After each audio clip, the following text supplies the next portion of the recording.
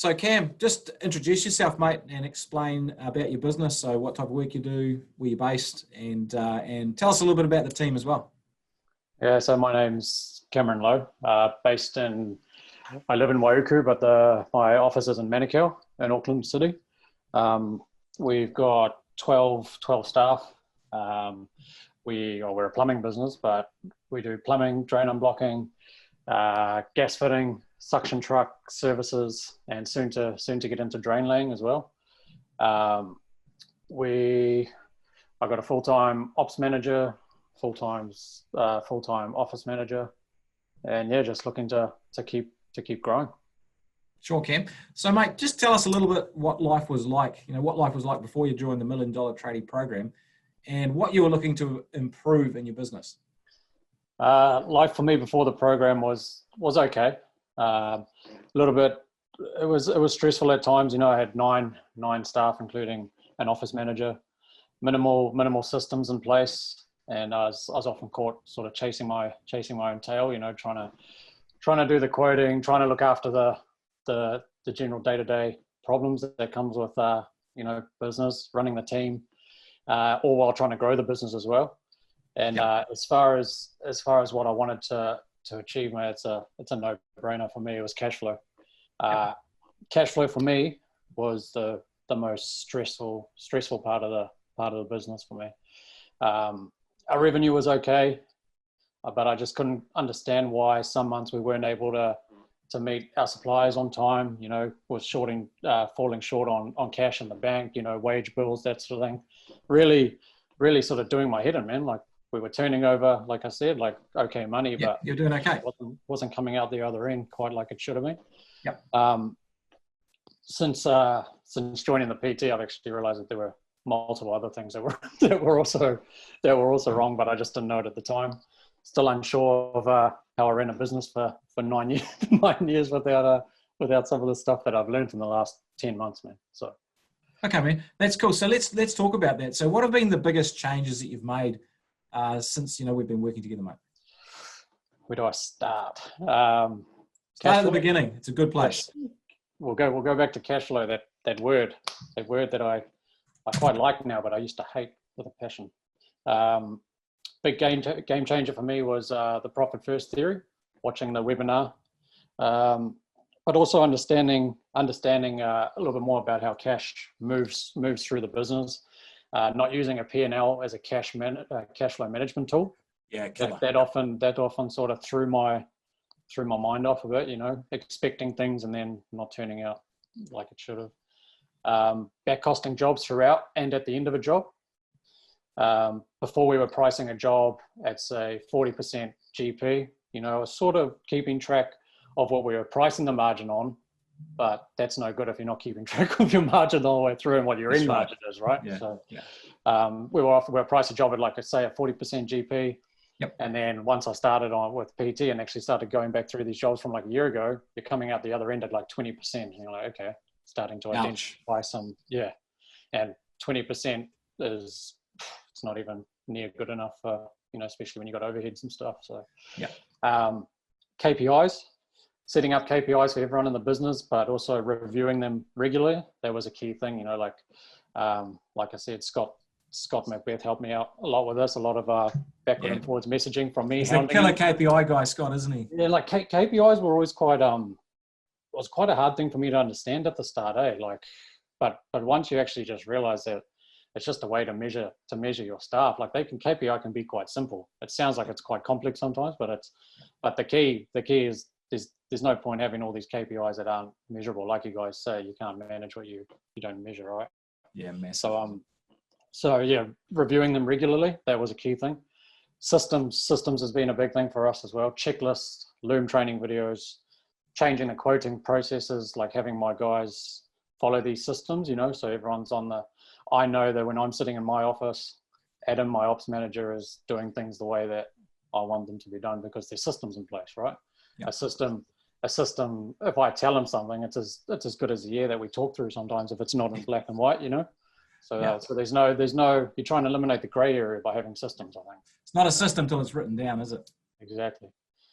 Or visual, like you said, in videos or whatever, as long as it's there. So as far as our team goes, we've got social club, we've got monthly toolbox meetings, barbecues, weekly manager meetings. So I catch up with my ops manager and my office manager on a Tuesday morning. My ops manager will have his monthly coaching sessions, which rotate around monthly for each of the tradesmen. Yep. And then on the marketing side, I've completed my company profile, which is going to get sent out next week, which Phil would be happy about. Gonna be seeing. Yeah. And the website's been updated, new team photos, new uniforms, new AdWords campaigns. It's exciting stuff, man. Not even touched the surface yet, so it's good. Yeah, man. You've been busy, which is awesome. I love the action. That's the key to success. Yeah, man. So Cam, let's talk about results for you. So what have been the results of the changes you've made, for you, for the business and for family as well? Because that's really important from where I sit. Yeah, this is a fun one to talk about. Definitely noticing the profit increase, which once again goes back to the cash flow thing, which was, I can't reiterate enough how much the cash flow used to stress me out, man. Like it was a pretty horrible thing to be like sitting there in the middle, waking up in the middle of the night, having to like borrow money off this and that, and you know that you're doing well, and you're like, what the hell am I doing wrong, man? Like, yeah. Lots of sales, but not so much cash. Yeah, it's like, how's everyone else making? What am I missing here? Which I've now identified. So June was my biggest month, not just in turnover, but more importantly, we had a GP of 50% with a net profit of 26%. No, that's epic. Yeah, that was exciting. Especially coming off the back of pandemic and stuff too. Yeah, some tricky times. By employing an ops manager and having set manager meetings each week, I'm now able to work from home Monday, Wednesday, Friday.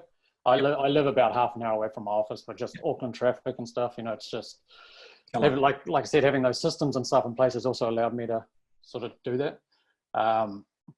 So more time with the family, not having to deal with the Auckland traffic 5 days a week. Definitely feel like I have a lot more control over my business as a whole.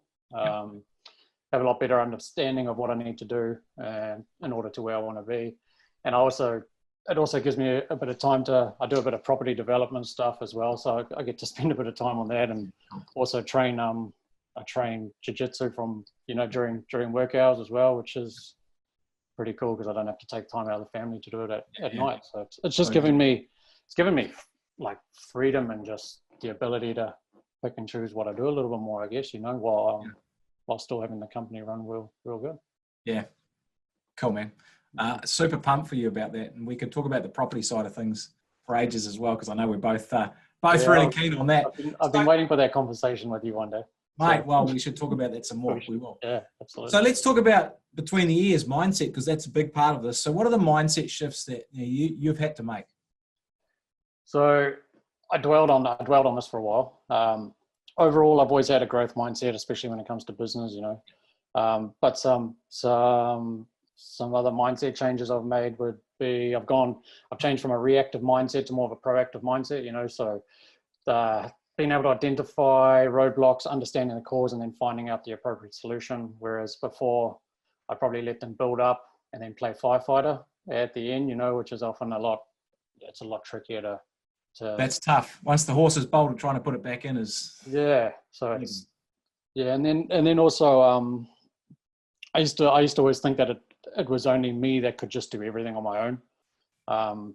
But it obviously takes a real good sound team around you to be able to do it. But also discovering since undertaking mentorship with PT that there's other people that have traveled a similar path, and to make yourself vulnerable and to ask questions is perfectly okay. There's all this, like, for me anyway, there's like this mana mentality, which don't make yourself feel like look like you're not doing well or something, but and that's huge in the industry, right? Because it tends to be a little bit male dominated, a bit macho sometimes.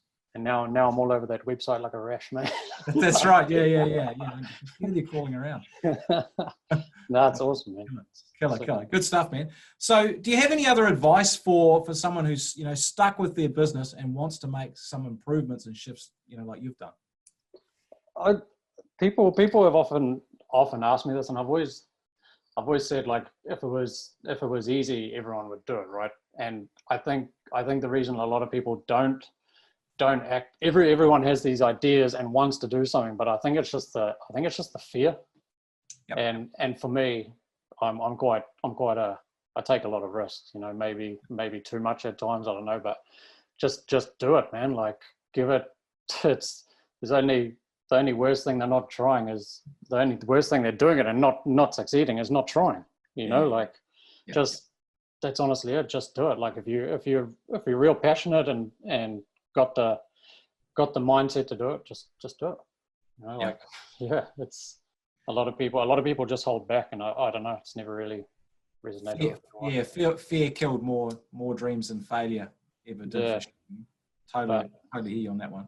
Yeah. Well, great work, man. Like, you've done a great job, and I guess the thing that's exciting for for me looking in is that the best's actually yet to come for you. You've created a great foundation, and the growth from here actually is bigger and better and more profound too. So get excited about that too, mate. I just got shivers when you said that, but it's true, man. Like, it is. Yeah, when you've got the, like, I'm looking to get into the drain laying and like maybe even building an electrical and having my company as one big umbrella company that does all these different services. But once you have these fundamental systems and stuff in place, man, like, the world's your oyster, right? Like, you can grow the right way. Yeah, and that's I think a lot of guys have got maybe 4 or 5 guys or whatever, and the thought of growing is actually overwhelming, and it's fearful because all they see is more work. But it's really doing it in a way that is right, with the right systems and growing the team in the right way. Then you can get the results that you want. Otherwise, have the right people in place. Yeah, if you don't have the systems and stuff, it's pretty tricky for sure. Absolutely. Yeah. Great work, man. Good stuff. Cool, man. Thanks very much, and thanks again for all your guys' help, man. You've really changed the game for me.